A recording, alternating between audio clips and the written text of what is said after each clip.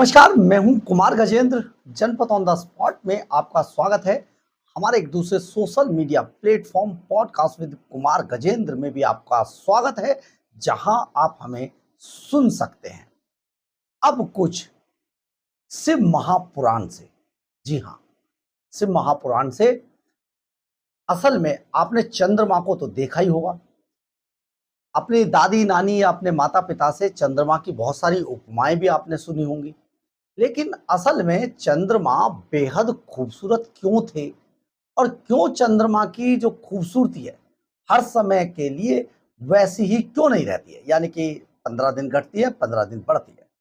दरअसल चंद्रमा के बारे में शिव महापुराण के अंदर जो कोटि रुद्र संहिता के 14वें अध्याय में जो कहा गया है, उसके अनुसार चंद्रमा बेहद खूबसूरत थे और बेहद खूबसूरत होने के अलावा वो अपनी खूबसूरती के हिसाब से ही नटखट भी थे।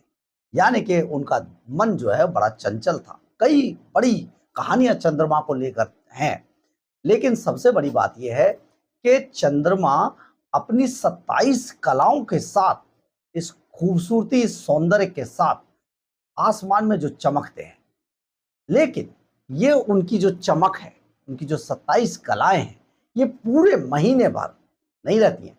यानी कि 15 दिन बहुत खूबसूरती है, एक उफान पर होती है और उसके 15 दिन बाद उनकी ये खूबसूरती क्षीण होती चली जाती है।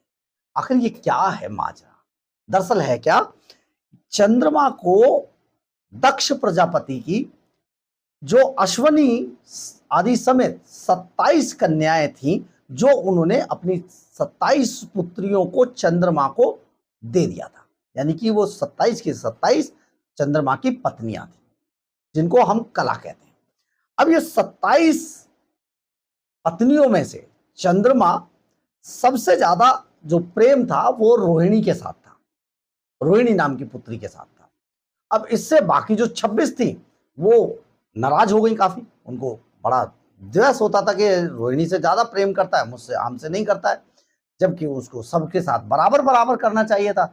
चंद्रमा चंचल मन के थे, तो इससे नाराज होकर बाकी जो पुत्रियां थी वो एक दिन अपने पिता दक्ष के पास पहुंची और उन्होंने जाकर दक्ष से चंद्रमा की इस भेदभाव को शिकायत कर दी।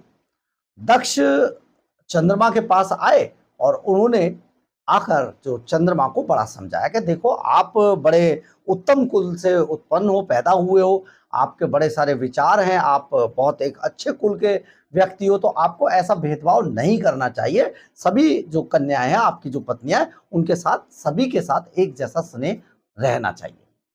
ये समझाया और दक्ष, क्योंकि उनकी पुत्रियां उनके घर में थी, तो अपना समझा बुझा के और अपने चले गए।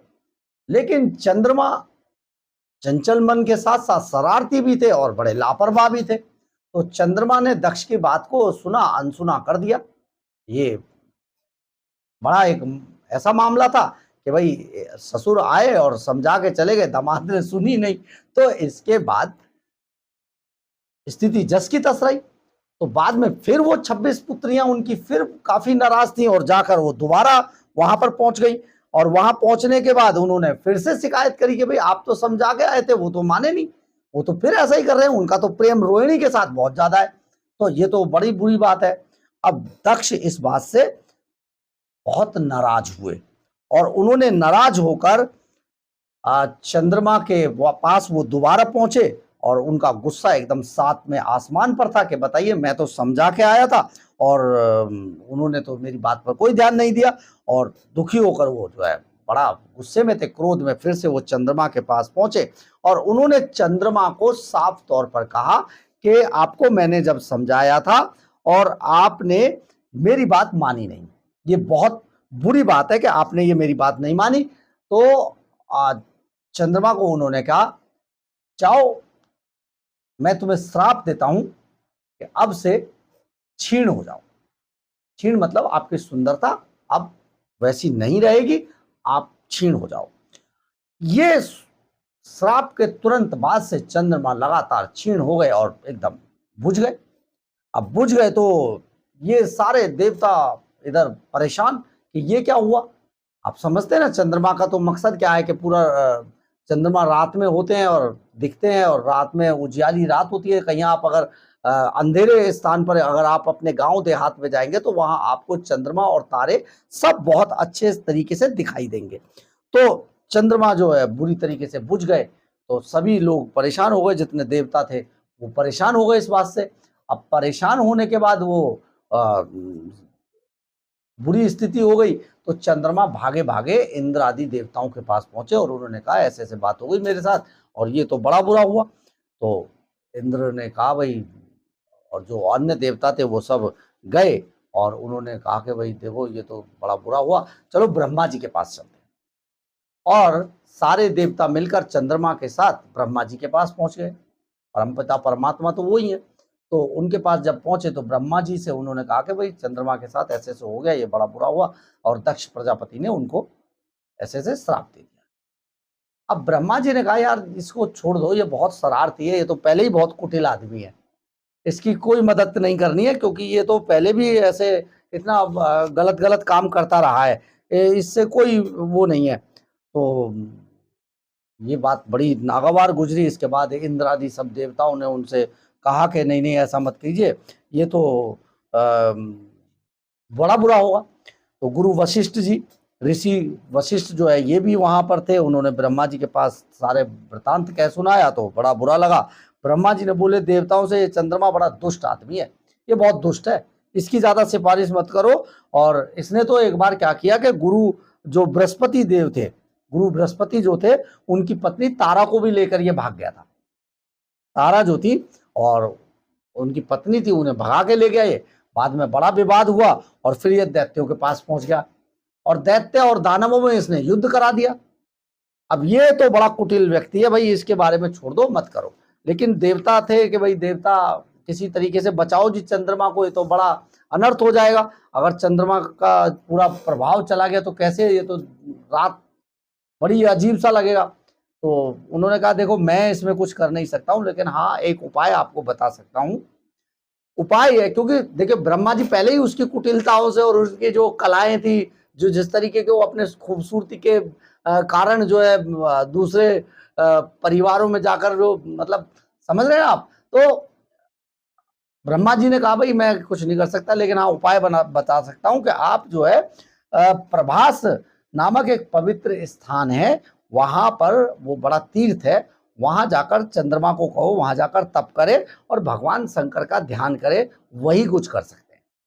तो इसके बाद सभी देवता चंद्रमा को साथ लेकर प्रभास नामक स्थान पर पहुंचे और सरस्वती आदि तीर्थों का आह्वान करके मृत्युंजय महामंत्र के विधान के साथ भगवान शंकर की आराधना शुरू करवा दी।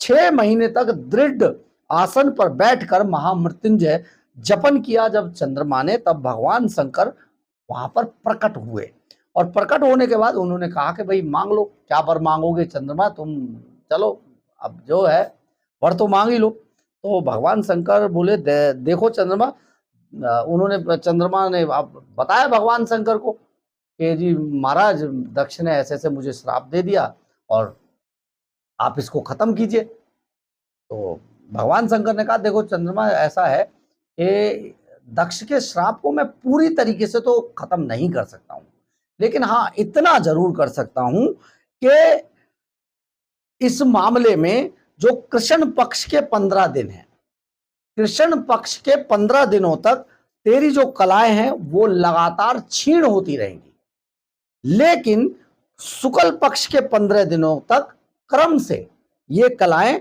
बढ़ती रहेंगी। यानी कि तेरा जो तेज है, तेरी जो सुंदरता है, शुक्ल पक्ष के 15 दिनों तक क्रम से लगातार बढ़ती रहेंगी और जो कृष्ण पक्ष है उसके 15 दिनों तक लगातार ये घटती रहेंगी। ये एक क्रम तरीके से मैं इतना तेरे लिए कर सकता हूं। तो अभी रास्ता कुछ था नहीं चंद्रमा के साथ, उसने कहा प्रभु आपकी कृपा है, आप जैसा चाहो कर दो, कुछ तो करो। तो तथास्तु भगवान शंकर ने कह दिया। अब देवताओं के आग्रह पर भगवान शंकर जो चंद्रमा को चाहिए था वो मिल गया, लेकिन ये आप अगर देखते होंगे कि चंद्रमा जो है कृष्ण पक्ष के 15 दिनों तक लगातार उनकी जो कलाएं हैं, उनकी जो सुंदरता है वो लगातार क्षीण होती जाती है और जो शुक्ल पक्ष है उसके 15 दिनों के बाद चंद्रमा लगातार खूबसूरत होते जाते हैं और एक समय पर जब वो पूर्ण, आप समझते हैं ना, पूर्ण चांद जब होता है इतना खूबसूरत होता है कि कभी आप उसे अंधेरे में जाकर, किसी अंधेरे एकांत स्थान में जाकर देखेंगे, यानी कि खेत खलिहानों में या किसी ऐसी जगह पर जहां पर रोशनी कम होती है, तो वहां पर चंद्रमा की खूबसूरती देखते बनती है। तो ये जो श्राप था, ये राजा दक्ष का श्राप था चंद्रमा को, और चंद्रमा को अपनी खूबसूरती पर जो गुमान था वो ले डूबा उन्हें, तो उनके साथ ये हो गया था। परंतु जब भगवान शंकर चंद्रमा को वरदान देते हुए वहां पर पहुंचे थे, उस वक्त देवताओं ने सभी ने मिलकर उनकी आराधना की भगवान शंकर की, और उन्होंने कहा कि आप प्रभु, आप यहीं पर पधारें, ये बहुत अच्छा जगह है, यहाँ आप रहें, यहीं पर आप अपना स्थान बनाएं। तो ये जो प्रभास नामक जो तीर्थ स्थान था वो बाद में सोमेश्वर नाम से प्रसिद्ध हुआ है। सोमेश्वर जो भगवान शंकर का ये प्रभास स्थान है उसके नाम से प्रसिद्ध हुआ है। ये बाकायदा कोटि रुद्र संहिता के 14वें अध्याय में इसका वर्णन है और ये बहुत खूबसूरती से बताया गया है कि चंद्रमा जैसा, यानी कि जितनी भी उपमाएं दी जाती हैं उस उपमाओं के साथ ये भी जरूर जोड़ दिया जाता है कि किसी को भी अपनी खूबसूरती पर इतना गुमान तो नहीं होना चाहिए, क्योंकि उस गुमान के पीछे जो घमंड होता है उसके कारण कोई भी कोई ना कोई गलती कर जाता है। जैसे चंद्रमा ने अपनी 27 कलाओं के साथ जिनको मिलाकर वो बेहद खूबसूरत हुआ करते थे, उनके साथ जिस तरीके का ये भेदभाव विषमता की, वो उन्हें भारी पड़ी और अपने ही ससुर के श्राप का शिकार बनकर उनकी जो सुंदरता थी वो क्षीण हो गई। हालांकि बाद में भगवान शंकर की कृपा से, महादेव की कृपा से उस क्षीणता को 15-15 दिनों के अंदर बांट दिया गया और अब तभी से चंद्रमा 15 दिन बहुत खूबसूरत होते हैं। कभी देखना हो तो एकांत में अंधेरे स्थान में जाकर देखिएगा और 15 दिन, क्योंकि हमारी युवा पीढ़ी, तो हमारी युवा पीढ़ी है, उनके लिए जानना बेहद जरूरी है और ये अनुभव भी करना बेहद जरूरी है। क्योंकि चंद्रमा को आखिर चंद्रमा क्यों कहा जाता है, क्यों वो इतने मोहित करने वाले होते हैं, क्यों इतने मनमोहक होते हैं, ये खूबसूरती है उनकी 27 कलाओं की। लेकिन उनके साथ भेदभाव किया तो चंद्रमा इसका शिकार भी बन गया। जय श्री राम, जय शंकर, हर हर महादेव, हर हर महादेव।